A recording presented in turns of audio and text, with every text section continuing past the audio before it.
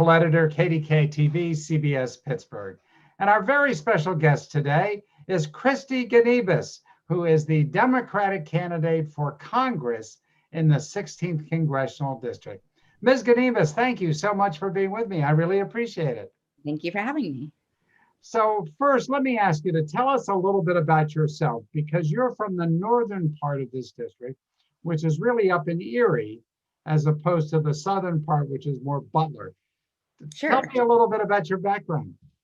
So I am a public school teacher. I've been a public school teacher for almost 13 years now up here in Erie County. I've worked in multiple districts, a rural district, a suburban district, and a city district. So I have lots of experience there. I also am finishing up my PhD in organizational learning and leadership. I come from a rural background. I grew up on 100 acres of farmland, and I was raised by my mother, who's a Navy veteran, and she raised me and my sister out there. And so we learned the value of hard work at a very young age. I was the first in my family to go to college. And while I was in college, I was diagnosed with ovarian cancer. And that really kind of catapulted my passion for government and for being involved in my community, because most 20-year-olds don't realize the everyday impact that government has on your life. And so I learned very quickly how important it is. And so it's one of the things I'm fighting for still today is affordable, comprehensive healthcare, education as a teacher, and of course for the economy here in Western Pennsylvania. We'll come back to those issues in just a second, but is that what led you to take on an incumbent like Congressman Mike Kelly? Why specifically are you running for Congress? So I thought about running for a while, and I wasn't sure exactly in what capacity I would run. And I sat down and I wrote down all of the things in my life that were affected by government. And when I was finished with that list, I would say almost 90% of them were federal issues. So when I really started to look at that and I was talking to some local leadership, I said, I really have like the life experiences from a federal level, when it comes to healthcare.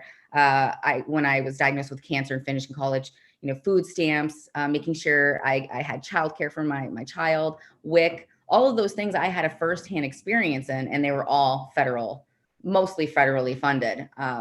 So after some long conversations and looking at the leadership that we have now and where I really felt we were lacking, I thought that I was going to throw my hat in the ring and really give it a go and just be my authentic self, really stick up for the things that I believe in for my community. And I feel very qualified by my experiences. So what do you think is the primary reason that Mike Kelly ought not to be reelected? Sure. I think that there's a lot of reasons, but I think the biggest one is the title of the job, and that's representative. And so that's someone that shows up, and it shows up even when it's difficult. And that person shows up for everyone, not just the people that agree with him or people that are like him. I think it's incredibly important to have in-person town halls, obviously not now because of COVID, but he hasn't done that in the majority of the time that he's been in office. He's only done screen telephone town halls. People really need to connect with their representatives so that when you're going to Washington, you're advocating for them. And then I think the other big thing is having somebody who's not beholden to lobbyists or corporations. He takes a lot of his money that he gets for his campaign from corporate PACs, from lobbyists, and a lot of dark money. I don't take a dime from any of those. So when I'm voting, I'm going to vote for what's best for the people of Western Pennsylvania. Do you think he is in this race? Is he serving as a congressman for himself? I absolutely think that he is doing so. I think that he's been in Congress for about a decade now and lost his way. He's no longer serving the people of Western Pennsylvania. Even more recently, his wife bought stock into a company that he was lobbying for here in PA 16. They made a lot of money off it and sold it. I mean, that's just one of the dozens of examples of how he's consistently self-serving instead of serving the people of Western Pennsylvania. You know how tough it is to defeat an incumbent, particularly in a district that voted quite overwhelmingly, I guess it's fair to say, for Donald Trump. Mm-hmm. How do you go about defeating Mike Kelly? I think that it's just being authentic and showing up for folks. So I've been in this race for about almost a year and a half, if you talk about the time that I was exploring the race and showing up for people and going to all the events that I could. And it doesn't matter if it's a Democrat or Republican event, you go to all of them and you talk to everybody and you tell them who you are and what you're about. And I think that's what people want, is somebody who's transparent, somebody who's honest, who really wants to serve and not self-serve. And when I get my story out there, it shows that I can win. When people know who I am and what I want to do, we can win this campaign. I haven't seen any recent polling. Most people assume you are quite the underdog. Do you have some reason to believe that you're going to beat Mike Kelly? I do. I think that it's a combination of things. I think, well, we saw that Ron only lost by 3.5 points, and that was 2 years ago. That was 2 years after Donald was elected as the president. And I think there's been a lot of shifting since then. We saw it in the primary a bit, but we see the overwhelming number of folks signing up for mail-in ballots that I think is very promising for us here in PA 16. And in some of our polls, we've found there's certain pockets of areas that maybe were overlooked before that are going blue. And so I think that's going to be incredibly helpful. And because I'm from Erie, which is 51% of the vote in this district, I think that's also going to be incredibly helpful to win this seat. Well, you sort of anticipated my last question, which is how important is the southern part of the district? Butler County, Lawrence County. Lawrence County may have delivered the race to Kelly over DeNicola. I'm sure you've looked at the numbers. How important are these southern counties to your path to election victory? They are incredibly important. So even though I can win, I will win Erie, I have to do well in the southern counties for me to pull this off. Now, that doesn't mean I'm going to maybe flip a whole county in the southern regions, but it means I have to close those margins. And we've been spending a lot of time in the southern parts to really show them that we care about them, that they deserve leadership, they deserve somebody to show up for them. And I think we're seeing a lot of shifts, and it looks good and it feels good. So I feel good about it. Well, Kristy Gnibus, the Democratic candidate for the U.S. Congress from the 16th Congressional, thank you so much for your time today. I really appreciate the chance to talk to you. Absolutely. You too. Thank you. Our special guest today is Congressman Mike Kelly, who represents the 16th Congressional District that stretches from Butler all the way up to Erie. Congressman, always great to be with you. Thank you, sir. Oh, thanks, John. Thanks so much for having me on. Because we've had a 10-year relationship, and I just think we talk really freely and openly with each other. So I appreciate the opportunity to talk to you and have our viewers take a peek too. Well, thank you again for being with me. I really appreciate it. And let me just ask you quickly about the 16th Congressional District. You've got a challenger. You always have a challenger, I guess, in that district.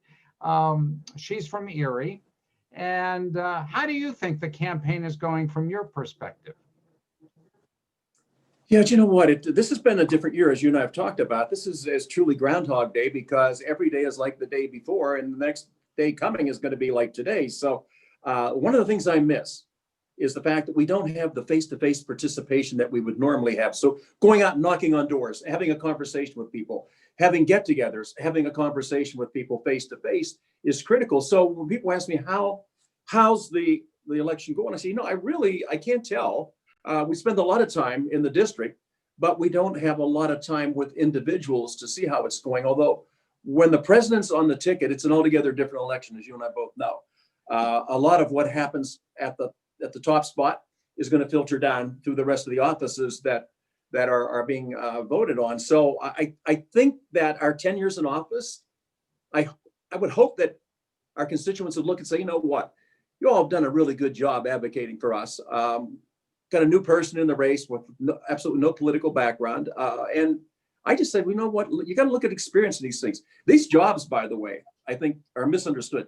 These are really serious jobs. And you and I know that. And I think sometimes people get caught on one issue or one phrase and say, well, that's what it's going to make me change my vote or look this way to vote. And say, what would you please look at a body of work? And then the same way you do anything in your life, whether it's picking the doctor you go to, the dentist you go to, where you purchase whatever it is that you purchase in your life, and say, well, how long have they been in business? What's their record? And can I count on them? And are they going to be there, not just through the good days, but through the bad days? And I think that's the way people should make a determination. I just think that the staff, and you know, almost all our staff, we've been together now for 10 years, and we have developed relationships, not just between ourselves and just with Republicans, but across the aisle. No. The staff that we have is very familiar with staffs of other members. We are in the top, I'm going to say probably in the top 25, maybe 30% of members who do bipartisan work and bicameral work, by the way. So let me ask you, what are you proudest of, Congressman, over your years of service? Geez. Yeah, you know, that's really hard. I guess the latest thing, and because I still think about it a lot, because it was about pro-growth policy and it was tax reform. I mean, not since the days of President Reagan had we done tax reform. And when we were looking at where's the United States in relation to a global business model, where are we? And if we're not at the top with all the assets that the Lord has blessed us with, why aren't we? And so, well, here's why. We have an adverse tax regulations. We have other regulations that hold us back from doing things that other countries can do. And while well-intended, some of the regulations, they've really hurt us in the business end of it because we're not able to compete globally. I like that. And the other factor in that Tax Cuts and Jobs Act was opportunity zones. For the first time, there's a piece of legislation out there that looks at the country the way the country exists. Not the way we wish it would exist, but the way it exists today.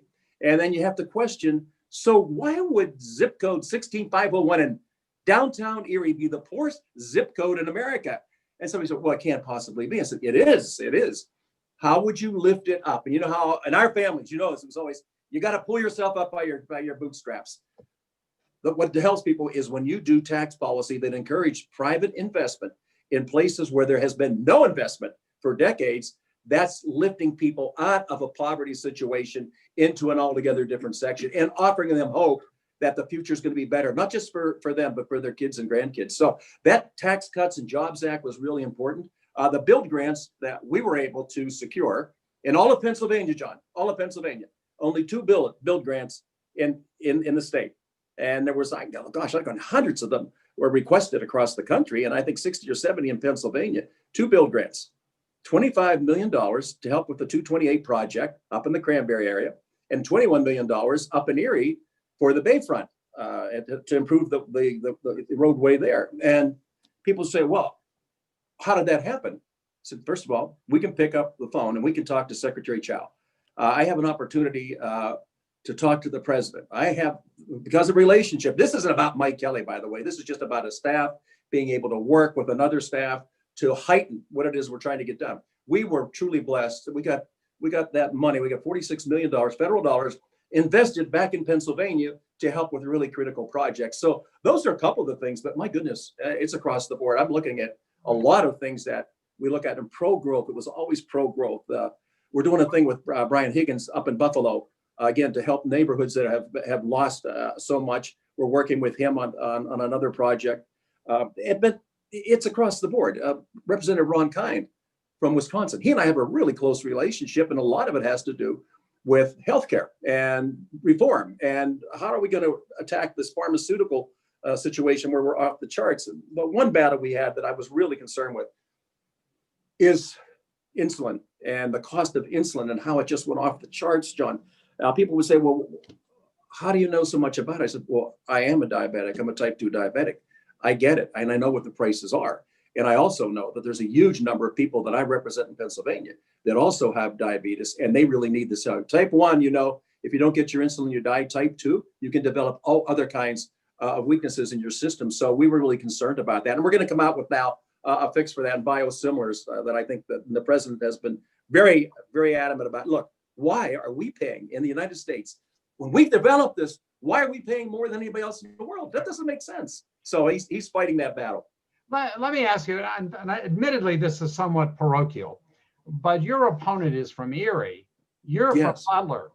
We're Pittsburgh folks. Does it make a difference having a congressman who is closer to us geographically?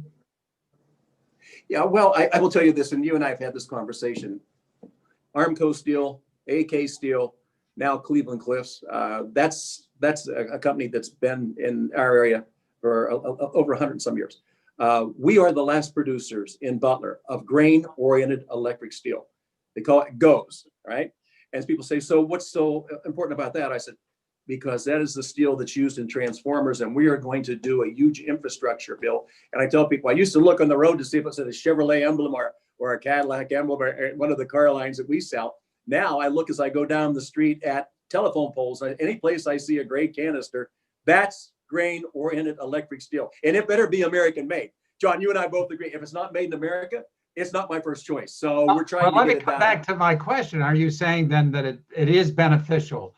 Oh, shoot. Yeah. I mean, listen, it's like the Steelers would rather play at home, wouldn't they? So I'm just saying, when you have somebody that is from your area that understands, because we've grown up in that area, what the main problems are and what the main advantages are. I mean, I talk to people all the time about energy. And I said, we're the Saudi Arabia of natural gas.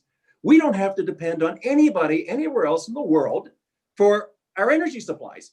And as people say, is that important? I said, oh my goodness, yes. You don't want your enemy dictating to you not only the price, but the capacity that you'll receive. We are energy independent now, leading producer across the world. And now we can tell our friends that, look, you don't have to buy from these bad guys that are trying to put you away. You can actually get your energy from the United States. We can supply it. We're just asking you, don't buy it for them. So being local, understanding local issues, and having grown up here, I mean, my God, from the Kellys to the McTies to the Simmelsbergers, there's nothing more family than Pittsburgh. And I think you go back to the 79 Pirates and that song, "We Are Family." That was the one thing I think that when we were playing the Orioles, we kept playing that song and we kept winning. So yeah, we are family, and you better have somebody who's at the Thanksgiving table with you and at the first communion and the confirmation celebration to know what your problems are back home and how could you help us? What can you do to help us out? A final question, Congressman. Your opponent basically says that you're in this for yourself, that's why you got in. It was to help your own industry, your own business, the car dealerships. I mean, you've heard all this. Yeah. What's your response to her comments on this? Well, I've only been with her one time, and I think she'd probably, I said, I'd love to have her stay in her job, which is as a home ec teacher up at McDowell High School. I think that's fine. But I do believe this, and I said this to her. I said, I have no beef with you, but your policies of the party that you're representing, I don't think they're even your policies. And she's been given a little ledger there. These are the talking points. When she talks to me and then say, well, you're only in it for your own good. I always tell people, and they say about, you car dealers. So I always say to them, listen, does your son or daughter play Little League baseball or soccer or anything like that? They say, yeah. I said, well, whose name's on the outfield fence? I guarantee you, it's automobile dealers. We pay every we're in a partnership with our team. Every twice a month, on the 6th of the month and the 21st of the month, we provide paychecks for the people that work with us for mutual success. I just know that from having several times met, those close encounters with going out of business, you learn more from your losses than you do from your wins. My whole life has been about facing challenges, whether it's in the industry or whether it's now in politics. What are those challenges and why are you in it? What are you in it for? My mom and dad started our business back in '53, little one-car store in Verona. I just always thought that we had an obligation, first of all, to our owners. And I mean owners, I'm not talking about us. I'm talking about the people who buy cars and trucks from us, to provide them with the best possible product at the best possible price, and then support it with service. Because people rely on that product to get back and forth to church, back and forth to school, back and forth to their jobs. So we always thought that was our goal. It wasn't a goal of being successful for the sake of making money, because as you know, money comes and goes very quickly. But what does last is relationships. And I think what we always looked at our business as a business of relationships, not just with the people who own us, which are our customers, but also the people that come to work every day for the same purpose. And that is to provide for their families and for their communities. So I've always been very proud of that. Not that just, oh, look at me, no, it's not about me. It never has been about me, but it's about the 225 people that every month that rely on us to make that mortgage payment, to make that rent payment, to put money away for the kids for college, and to put food on the table. So I've always looked at that as a really an honest commitment to people who are just really good, solid people. I'm very not boastful, proud of the area that I'm from, but very proud of who we are. We are truly blue collar, hardworking people who just want the best for our families and our country. I'm going to make this the final question. I guess. Okay. And that is, you are, without a doubt, very close to President Trump. You were one of his earliest backers in Pennsylvania. He always calls you out at any event that he does in Western Pennsylvania. Do you think an election like this, which is down ballot, admittedly, do you think elections like this rise and fall on the presidential contest? Meaning, if President Trump wins the 16th district, like he did by quite a bit in 2016, you win. But if the president loses this district, you lose. Does it connect on that basis, do you think? Yeah, I think from a standpoint of a first-time candidate, it's probably more important who's at the top of the ballot. For somebody who's been in office, then it's what have you done that sets you aside from whoever it is that's challenging you? And if some way you've come up short, listen, John, it's the same business I've been in all my life. You either have the right product and it serves well the people who bought it from you, and you're able to take care of them after they make the sale. Making a sale is easy. It's getting that person back the second time that's critical. And as you know, with the Irish, it's all about family and keeping that family together. People ask me, who else can we bring in there? Who else can we bring in? I said, let's do this first. Let's make sure our base is true to us and we're true to them. And then if there's another opportunity, let's talk with those people and see what it is that's important to them and how we can match up with saying, you know what? I think we've got the right product that fits your needs. And I just think, listen, I think politics is the same as religion. I think it's the same as anything else we do in life. It is relationships. It is your ability to sit down with somebody and do something that's in their best interest and your best interest. You don't have to win all the time, but you have to be able to come away feeling, if I didn't get your vote this time, would you please consider me the next time? And I think that's the way we've run the office. When I first got, John, I think you and I had this conversation. My goal was to run the best service department in the district that I got elected to serve. And by that, I mean, if you're a veteran and you need help, if you're a senior and you need help, whatever you need help with in one of these government programs, we know that program inside out. Now, not me, but the 16 people that are on this staff that take care of the needs and wants of 705,687 people. This is a serious business for serious people because we serve serious needs. Well, Congressman Mike Kelly, it's always a great pleasure to be with you. I thank you, sir, very much for spending time with me today. Thanks, John. Thanks, John.